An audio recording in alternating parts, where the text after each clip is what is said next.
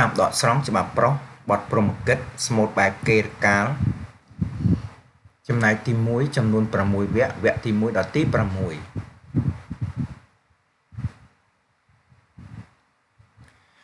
រៀនបទនៅរៀនបាត់ចាំង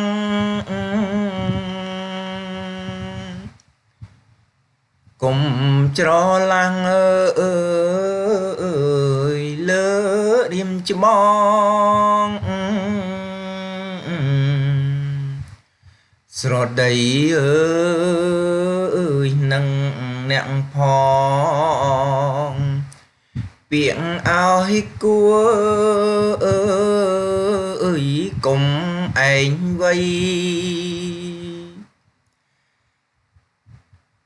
អីអើយអញដាច់សាច់ឆ្លងពាក្យពេចគេស្រដីដើមដៀលឲ្យអប្រៃស្រដីថាកូនឥតពូជចាំងតុំមិនប្រដៅជាកូនចៅទៅវាខូចគេថាកូនឥតពូជ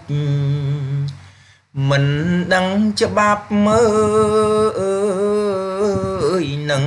ចាំងទុំគេដៀលដល់ម៉ែឪគេអាស្រូវស្អុយរហុំគេស្ដីដើមជាវជុំដំនាលនោះមកពីចាំងកុំកាចញើកុំស្លូតពេកកុំចំអៀងរៀនរហាំង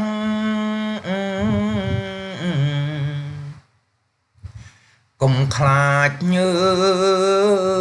កុំហ៊ានណាំងឲ្យរំពឹងរំបីគ្រប់ទួងដេកញើឲ្យរហាំង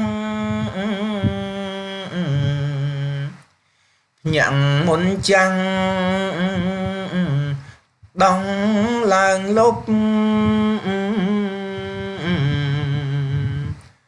មុខមាត់នៅឲ្យបានគ្រប់ទ្របរបស់សំដេកវិញបាទកាប់នេះដកស្រង់ចេញពីច្បាប់ប្រុសរបស់បណ្ឌិតម៉ឺនមីសប្តាហ៍ថ្ងៃមានក្នុងកម្មវិធីសិក្សាភាសាខ្មែរថ្នាក់ទី8មេរៀនទី5ទំព័រទី111 113ស្មូតនិងរក្សាសិទ្ធិគ្រប់យ៉ាងដោយបាប៊ូនីបរិញ្ញាបត្រចំពោះអក្សរសាស្ត្រខ្មែរ